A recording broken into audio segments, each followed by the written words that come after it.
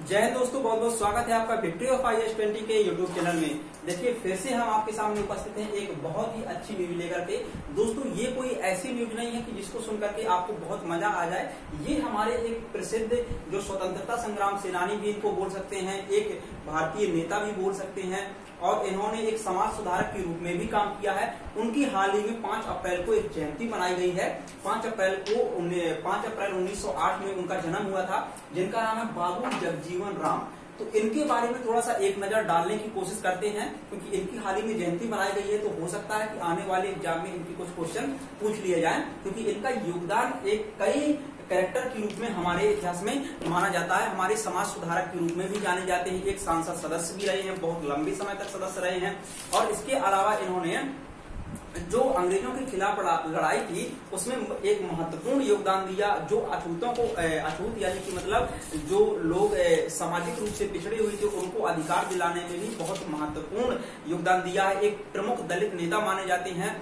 तो इस सारे कैरेक्टरों को देखते हुए इनके बारे में आज हम एक दृष्टि डालने की कोशिश करेंगे, क्योंकि आप लोग बहुत ज्यादा पढ़ते हैं डॉक्टर भीमराव अंबेडकर के बारे में, ज्योतिबा फुले राव साहब के बारे में, इन सारे लोगों के बारे में आप लोग पढ़ते हैं, लेकिन इनको आप कहीं ना कहीं भूल जाते हैं। शायद ये आपकी नजर में उतने ज्यादा नहीं रहते हैं।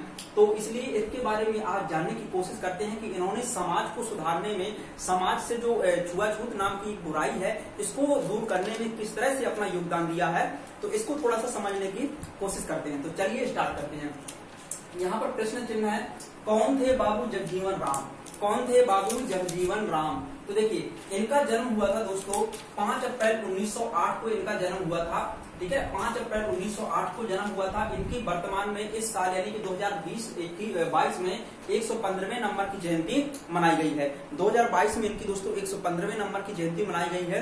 तो इनके बारे में थोड़ा सा जान लीजिए क्या है ये। देखिए इनका जन्म हुआ था दोस्तों बिहार में, बिहार राज्य में इनका जन्म हुआ था।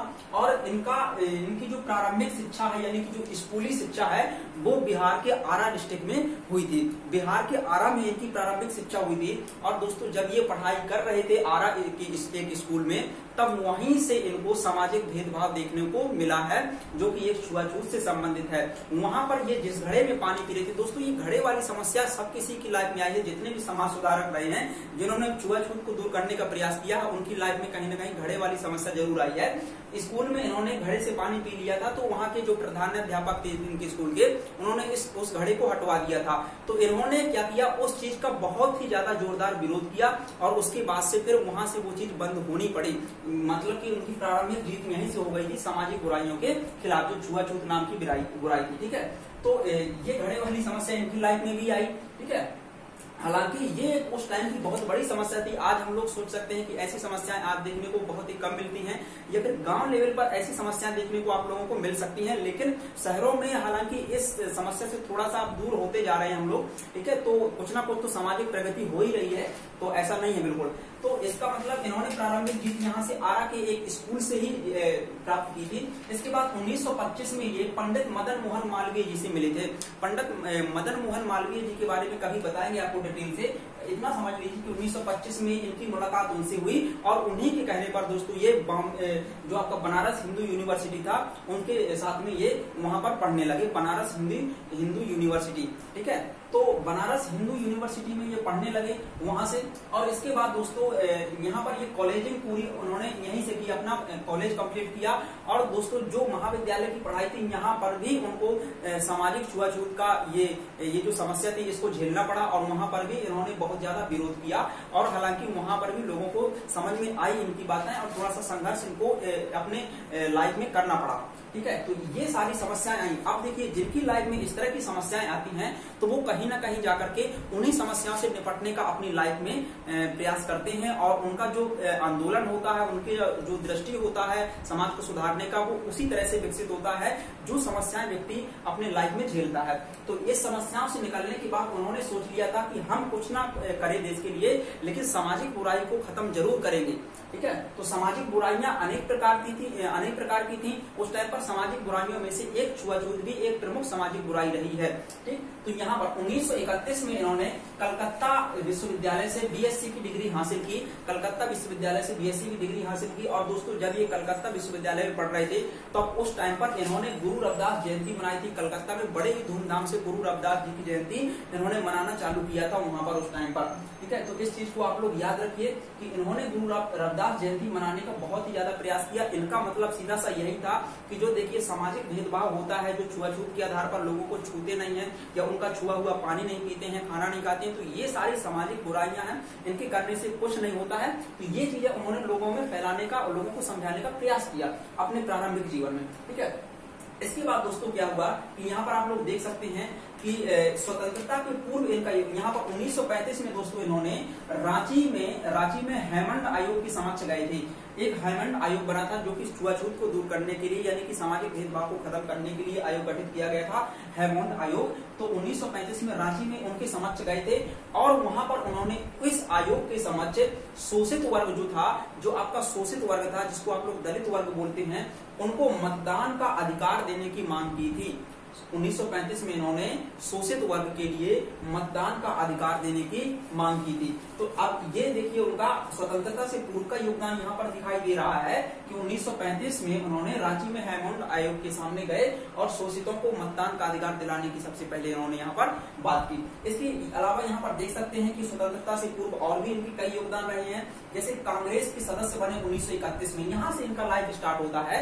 1931 में ये कांग्रेस के सदस्य बने थे दोस्तों। 1931 में कांग्रेस के सबसे पहले ये सदस्य बने और इसके बाद इन्होंने शोषित वर्गों के अधिकार के प्रणेता के रूप में जाने जाते हैं। यानी कि शोषित वर्ग के अधिकारों की मांग करने में ये बहुत ही ज्यादा अग्रणी रहे हैं। ये इन्होंने ही मांग की कि जो भी दलित वर्ग है, जो भी शोषित वर्ग है, उनको भी अनेक प्रकार के अधिकार दिए जाएं, चाहे वो पढ़ने लिखने का अधिकार हो या फिर उन्हें सभी के सामने सामूहिक रूप से भोजन करने का अधिकार हो या किसी भी प्रकार का, ताकि उनकी गरिमा को किसी तरह की ठेस न पहुंचे। 1940 के दशक में दोस्तों ये 2 बार जेल भी गए। और क्यों जेल गए थे? क्योंकि इन्होंने भारत छोड़ो आंदोलन में भाग लिया था, बढ़ चढ़ के इन्होंने हिस्सा लिया था।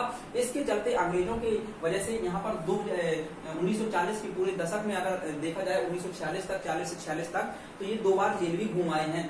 तो आप समझ सकते हैं कि जो बाबू जगजीवन राम है, इनका जीवन कितने कठिन संघर्षों से गुजरा है। 1935 में ये गए थे रांची में हेमंड आयोग के समक्ष गए, शोषितों को मतदान का अधिकार दिलाने की मांग की। इसके बाद स्वतंत्रता के बाद का योगदान आप देखेंगे तो आप चकरा जाएंगे। यहाँ पर उनका योगदान क्या है देखिए, 1946 में 1946 से लेकर के 1952 तक ये श्रम मंत्री के रूप में रहे थे। 1946 से 1952 तक दोस्तों ये श्रम मंत्री रहे हैं। श्रम मंत्री मतलब जानते हैं आप लोग, जो लेबर मिनिस्टर है ना, तो वो ये रहे हैं 1946 से। और 46 से 52 तक का आप समय देखें तो यहाँ पर अंतरिम सरकार थी, कोई वास्तविक सरकार नहीं थी। अंतरिम सरकार, एक टेम्पोररी सरकार गठित की गई थी 1946 से 52 तक के बीच में। और इसके अलावा 1952 से 56 तक यानी कि 1952 से 1956 तक ये संचार विभाग के प्रमुख मंत्री रहे हैं। संचार मंत्री के रूप में इन्होंने पदभार संभाला था। और इसके बाद अगली कड़ी में 1956 से 1962 तक ये परिवहन एवं रेलवे मंत्रालय के पद पर रहे। परिवहन एवं रेलवे मंत्री के रूप में इन्होंने काम किया 62 तक, 1962 तक। ठीक है, 1962 में ये परिवहन व रेलवे मंत्री थे। इसी टाइम पर दोस्तों भारत का चाइना के साथ में युद्ध हो जाता है। 1967 से 70 तक ये खाद्य व कृषि मंत्री रहे। 1967 से लेकर के 1970 तक ये खाद्य व कृषि मंत्री के पद पर इन्होंने अपना योगदान दिया। और इसके बाद दोस्तों अभी ये कांग्रेस में ही शामिल है, कांग्रेस के ही एक सदस्य थे। ठीक है, सांसद के रूप में कार्य कर रहे थे। 1970 में दोस्तों ये रक्षा मंत्री बनाए गए। देश के रक्षा मंत्री के पद पर भी दोस्तों ये बहुत महत्वपूर्ण पद होता है देश के लिए, किसी देश के रक्षा मंत्री का पद। 1970 में ये रक्षा मंत्री के पद पर रहे थे दोस्तों। जो भारत और पाकिस्तान का युद्ध हुआ था 1971 में, 1971 का वार, जिसके माध्यम से दोस्तों बांग्लादेश एक अलग राज्य बना था, उस टाइम पर दोस्तों रक्षा मंत्री कौन थे भारत के? बाबू जगजीवन राम थे भारत के रक्षा मंत्री 1971 के युद्ध में। ठीक है, तो यहाँ पर आप देख सकते हैं कि इन्होंने कितने महत्वपूर्ण पदों पर ये बैठे रहे हैं। लोग इनके बारे में ज्यादा पढ़ते नहीं है। ठीक है, 1977 में दोस्तों इन्होंने कांग्रेस छोड़ दी। 1977 में इन्होंने कांग्रेस छोड़ दी और इन्होंने जनता पार्टी की सरकार को ज्वाइन कर लिया।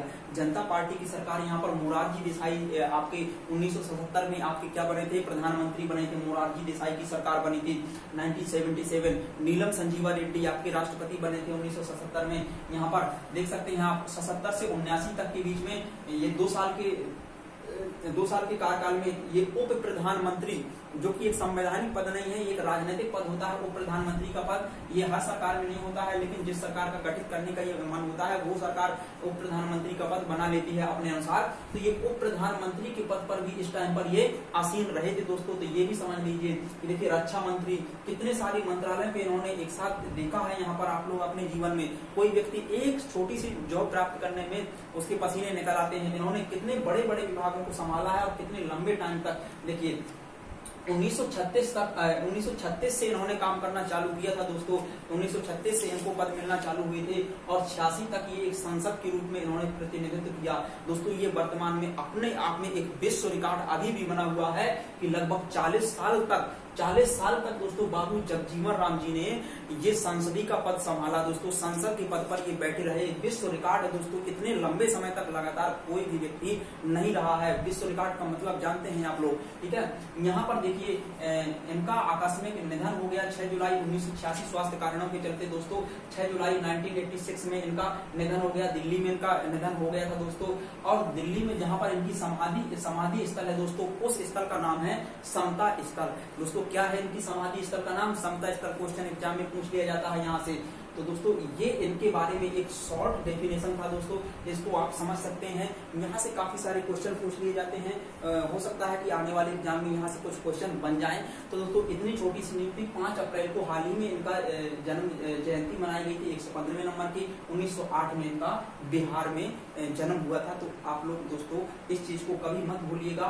देखिए आपको 14 जो अप्रैल है ये BR अम्बेडकर की जयंती आने वाली है। इन्होंने भी समाज सुधार के लिए बहुत ज्यादा प्रयास किए थे और दोस्तों इन्होंने भी अपना पूरा जीवन लगभग सामाजिक सुधारों के लिए ही न्यौछावर कर दिया था। सामाजिक सुधारों में वो वाले सुधार जो छुआछूत से संबंधित सामाजिक बुराइयां थी उनको खत्म करने के लिए तो बहुत सारे इन्होंने दोस्तों प्रयास किए। तो आप लोग समझ सकते हैं। तो ये दोस्तों हमने आपको शॉर्ट एक डेफिनेशन बनाया है और उम्मीद है कि आपको ये वीडियो पसंद आएगी।